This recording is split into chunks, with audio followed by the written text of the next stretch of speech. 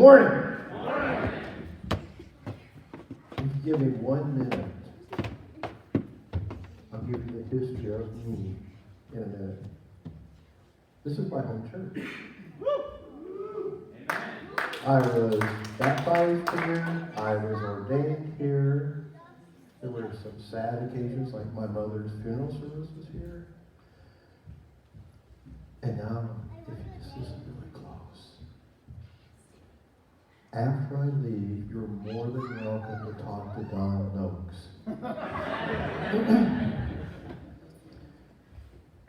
I've been gone for a long time, and when Don Noakes walks up to you and says, I remember when you were, oh, I just didn't think you were going to make it. Some things never change, right? 3 years ago, a thought came to me about who's helping pastors. Pastors are to be the helpers, but who's helping him? And as I got to look into it more and more, it was like, not many. So if we go to the next slide, the Pastor's Project is a ministry that I started 3 years ago. It quickly became more than me. And so with church leaders and educators and concerned believers, people began coming to me and saying, how can I help? What can I be doing? We haven't done that in the church very well over the past decades. We can go to the next slide. So as I said, I was born and raised in Webster City. I am, ready for this? I am a Webster City Lynx. Basketball, baseball, cross country, track. My wife, Karen, her best friend, Jody, it's just disgusting, is a Clear Lake Lion.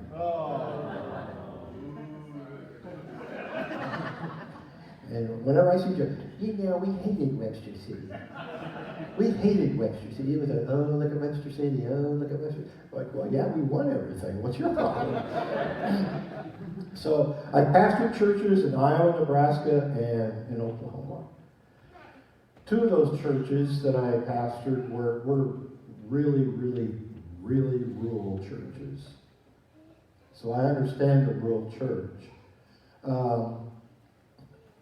I was very fortunate to have served as a missionary for Toronto Christian Missions behind the Iron Curtain.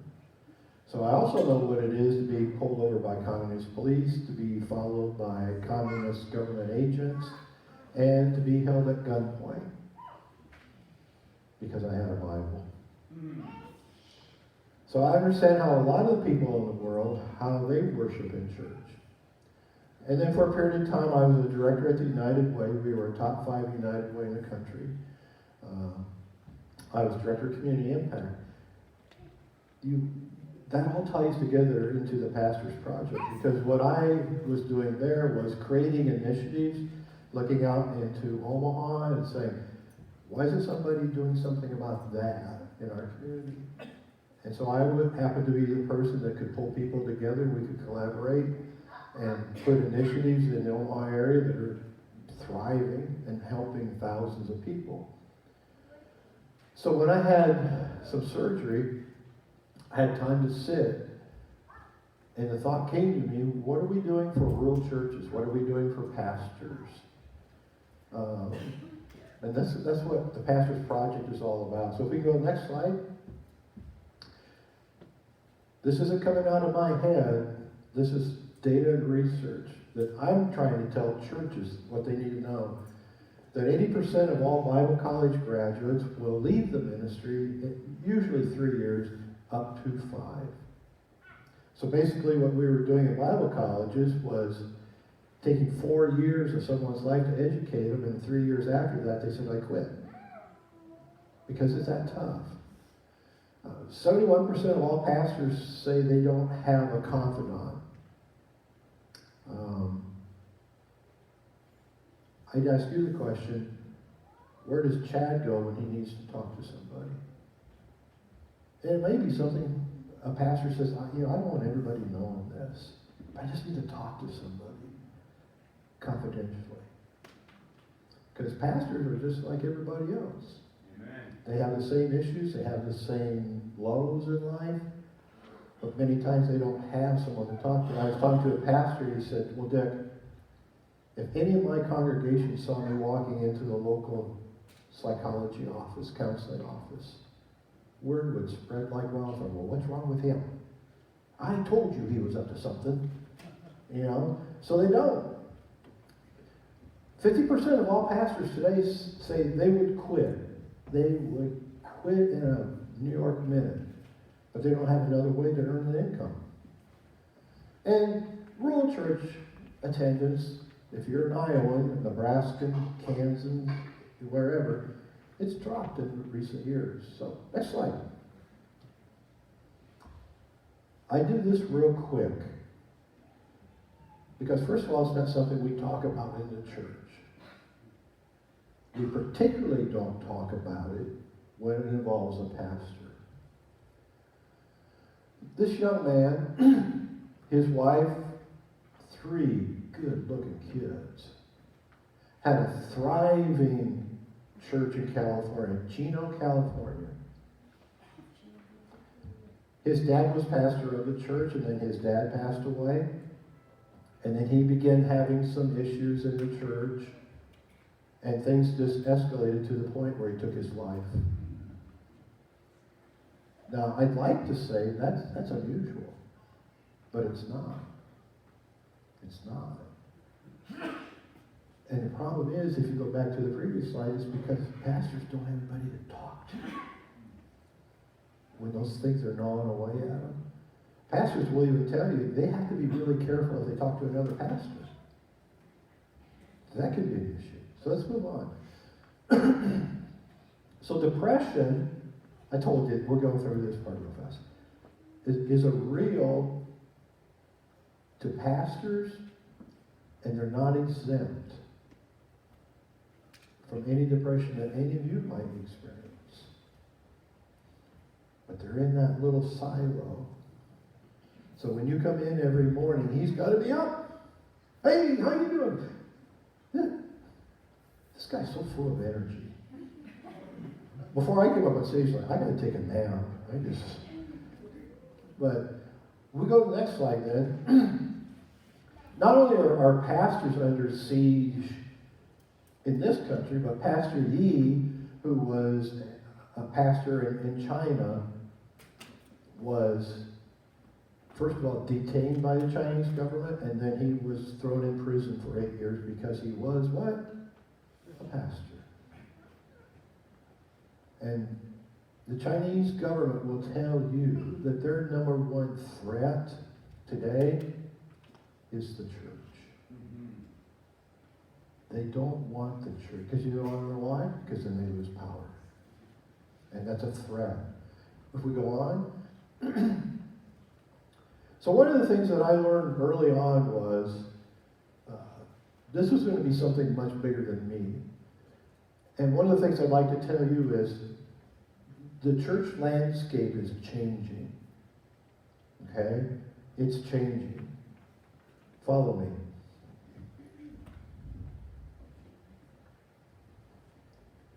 This is where Howard Perrine preached.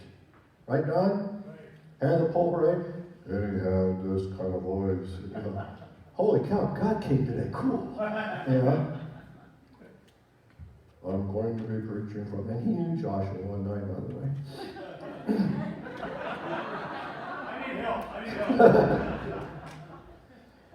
Linda Jones, right, played the piano over here.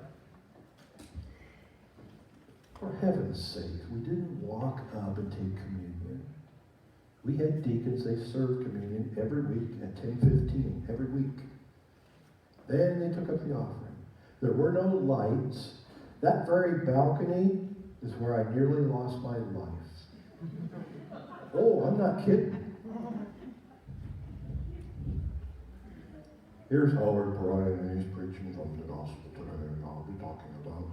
And my two best friends and I were up in the balcony and we were bored. So we started shooting spit wads at each other. Hear that? That's Don Noakes. We were flicking it. It was fun. You should have been there. It was fun. Until the congregation got completely silent. Just like that. Dick Creek, Donnie Justin, David Burnett. Down! Will be enough. That scared me. Almost where Don's sitting was where my mother was sitting. Needless to say, I didn't get out of the house for the next 3 years. So when the Pastor's Project got bigger than me, I knew they're really smart people, a lot smarter than me. I know the issues, they know how to solve them. And so I created an advisory council, and you can read the names of the men up there. Dr. Richard Brown was my college professor. He's quite elderly now. But I go to his house and I sit and I just soak it all in. What about this? What about this? What about this? And he just tells me. One of the things that I'll share with you that he has helped me confirm, for some of you may be too young, but as the Church of Christ Christian Church, we were known for years as the independent Christian church. So when somebody would ask me, oh, where do you go to church? Oh, the Church of Christ. Yeah, I know. Is it Methodist? No. Oh, it must be Presbyterian. No. Well, Baptist. You're probably a Baptist. No. And people get frustrated with that. Well, so where do you go? The Church of Christ. Look it up. It's in the Bible, you know. And so I was talking to Coach Brown, and I said, we were never independent. Never. Ever. We're interdependent. And you know what that means? This church should be aggressively supporting other churches of like faith. Because we need each other. If we don't help each other and support one another, we won't be here long. The Apostle Paul and his missionary journeys that you can read about, when he went to Asia Minor and all those churches, Philippi, Galatia, all those churches, he had them come together and help each other. And the one church that he points out that was so incredible was the church in Macedonia. That whole region was poor. Macedonia was extremely poor. And Paul was going around saying, you know, the church in Jerusalem, man, do they need help. Because a lot of those people who had become Christians, left the Jewish faith, they were tagged. Nobody do anything with them anymore. Don't give them jobs, don't give them food, don't give them anything. And Paul said, we got to help them. So he was taking up an offering and he took it back to Jerusalem. And he brings out, I like this, he said, even Macedonia in their poverty gave to serve the church in Jerusalem. That's interdependency. And that's what we're trying to get back to. And these gentlemen here, they're my advisory people. They tell me what I need to know. If we go to the next one, well, then it continues to grow. And so it was too much for just me. And so I asked these folks to come on board, and I call them our visions team. They're, 6 pastors who, and I hate the phrase, but they think out of the box. They say, you know, what are we doing? What could we be doing? How could we bring things together? One of those things I talked with Chad about today. How we could be helping one another. Let's go on. So, in my own little mind, I started coming up with programs that can help churches. So we go to the next one. We created connections. Remember we were talking about pastors don't have a friend. 70% don't have a confidant or a friend. And so we created connections. And then Karen and I were in Kansas, and a gentleman sat across from me, Russell McClure, and he had been a firefighter in Wichita, Kansas. Now he was a pastor. Now put that together. He's used to triaging things. You know, he said, when we come up on something, do what needs to be done right now. That's what he did for a living. He's looked at this as the same way where we have something called rapid response. We shared briefly. Every pastor goes through his wars. Sometimes they're intense wars. And I need to talk to somebody now. And Rustin has filled that part of this ministry. Wherever they are, and he, with his training in crisis situations and triaging things, he'll hear the voice and say, well, this person, I just need to talk him off the ledge. Everything's going to be all right. All the way down to, we need to find a place where you can go and get help soon. And he helps them with that. That's two aspects of the pastor's project. We go on. The Rural Church Initiative. This is where I hope my home church can get involved. You guys, this looks great this morning. Okay? This gentleman's done an extraordinary job here with the help of the Lord.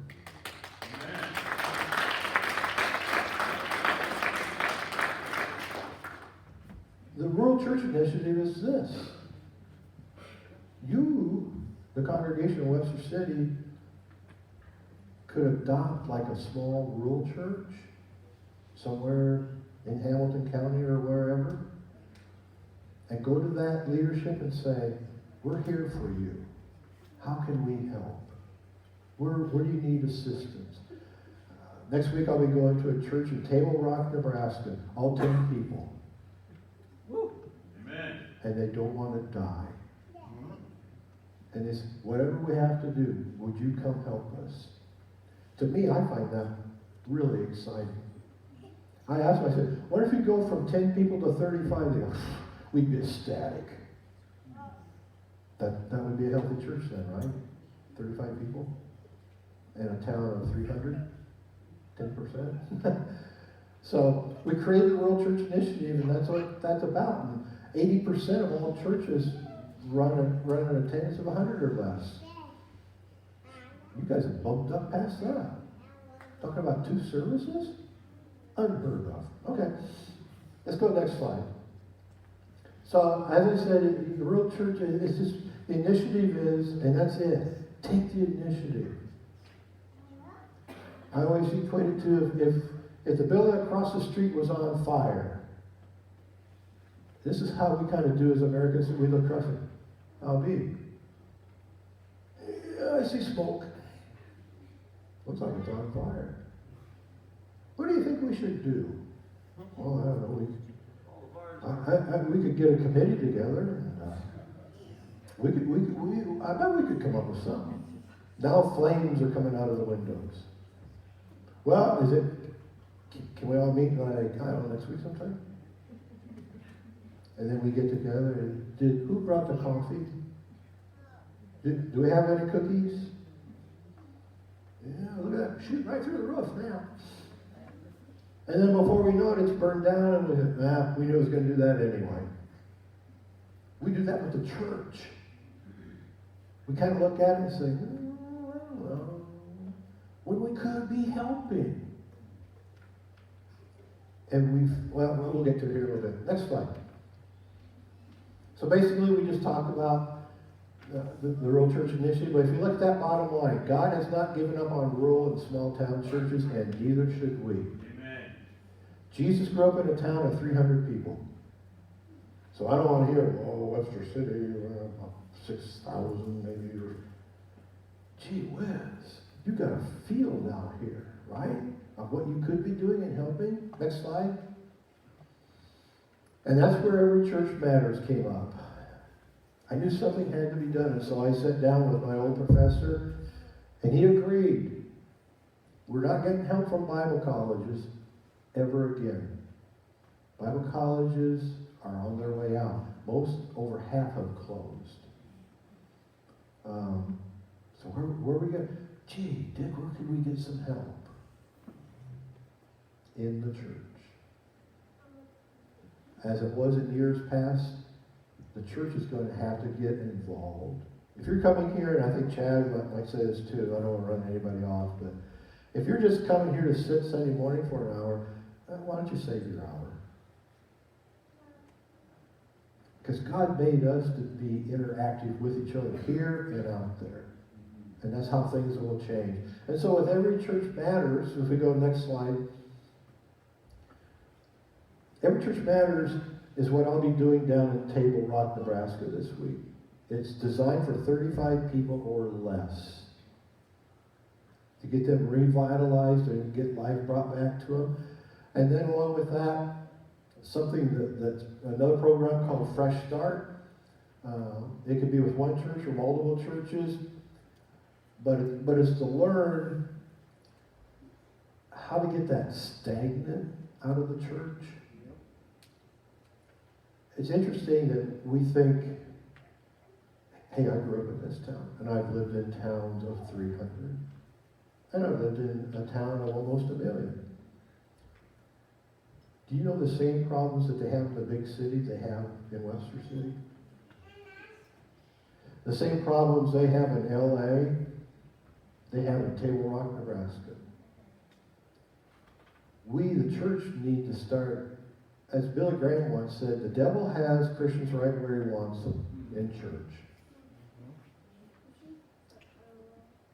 They're with teen pregnancy, drug issues, domestic violence. How about somebody who just needs their blood pressure checked once a week?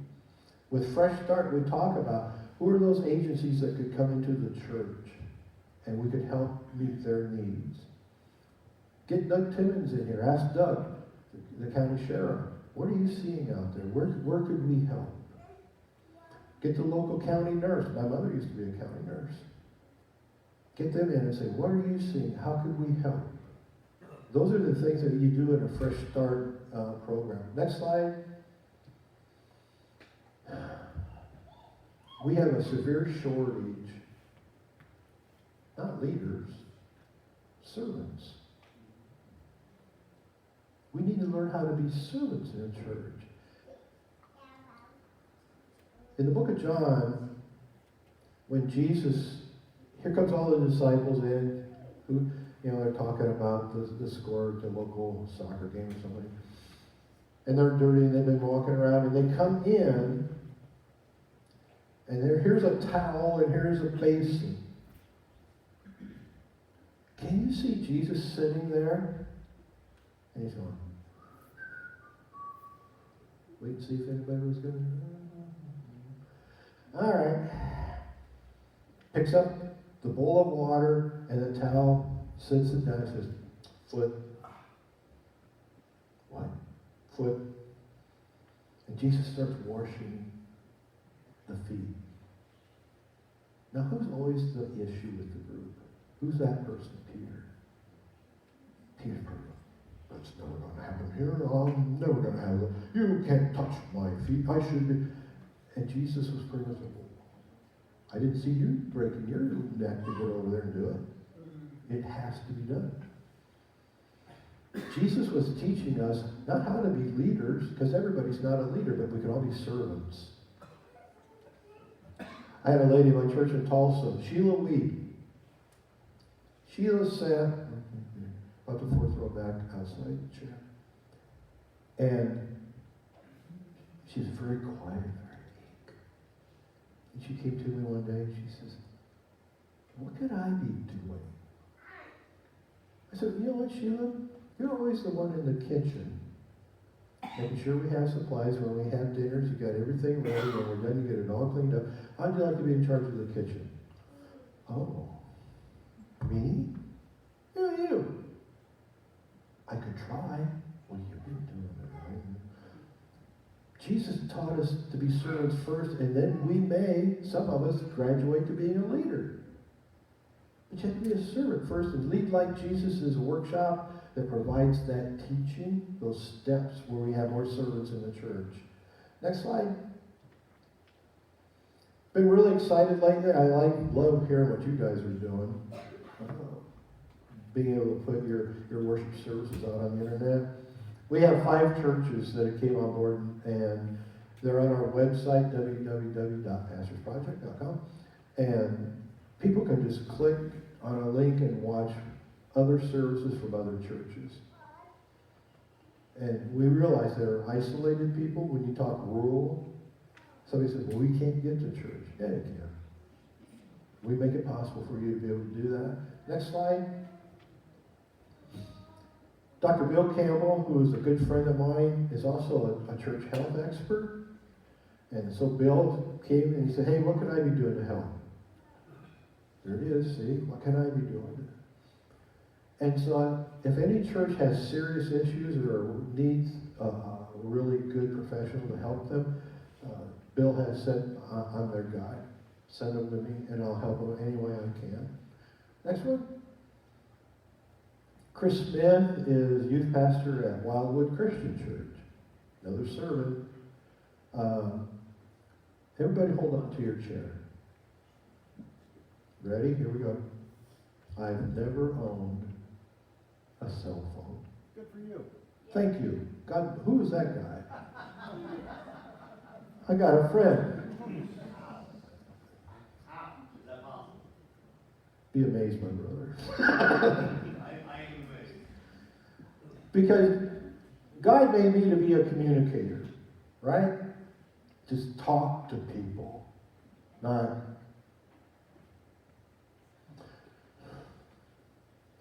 It drives me nuts. My wife is a computer geek. That's her title, and she shall remain it for the rest of our lives. Chris Smith is a wizard. With anything internet, developing this PowerPoint he created. You know how it got created? By Chris saying, hey, Dick, how can I help? Next slide. Coming in 2020, one of the things that Chris and I are working on is an internet coffee house for pastors, where they can get online and talk to other pastors. Hey, what do you got going? This is what we got going. Hey, what do you guys do when this crops up? It's just another form of communication. Because sometimes as pastors, we get so isolated with our church that sometimes the walls kind of come in. And with this, other pastors will have an opportunity to share information and get engaged with other pastors. Next slide. So how can you help? I didn't come here today to reminisce, although I've been doing a lot of that. It's good to be in the Old Home Church. It's even good to see Don. If nothing else, it's like, yeah, ha. You know, he goes, I didn't think you'd make it. Oh, I'm still here, buddy. And it was fun walking the hallways and just, Raymond Garth, straight upstairs, was my junior high Sunday school teacher. You know, Howard Perrine, Dale Conaway. There was a girl youth pastor, I want to say her first name was Betty. Watts. See? This is home. And I am so thrilled to come home and see you all doing as well as you're doing. God picks the right men and he puts them in the right place. Amen. Exhibit A. Okay? How can you help with Pastor's Project? You might want to consider one of the workshops we talked about. Hosting it and inviting other area churches in. It could be, we need to be a partner. We need to be helping other churches. How can we do that? We want to be. Help us get there. The other thing is share the information about Every Church Matters. It breaks my heart when I hear, oh, Goldfield? Oh, yeah, they closed. Do you know there was a church in Iowa that closed that had $500,000 in the bank? And we're done. In a college town, no less. A resort town, no less. And they just said, yeah, we're done. Every church matters, no matter their size, okay? And then just pray for this ministry. Dick Brown from the Advisory Council told me as I was leaving one time, he looked at me and goes, hey, if you're not careful, you're going to prove yourself a job. And we laughed, and now I'm finding out he always knew more than me. So there's a lot going on right now. A lot of good things. And so just keep this in your prayers. The churches that need help. And most of all, I want to thank Chad for allowing me to be here today. You allowing me to be here today. You probably thought, look, you're coming in to hear another dynamic sermon, you know, and you got me. So that's what he told me to say. I don't know. Okay. Hey, one last story, then I'll quit. So I go to this church in Tulsa, Oklahoma, right? They've been a mess.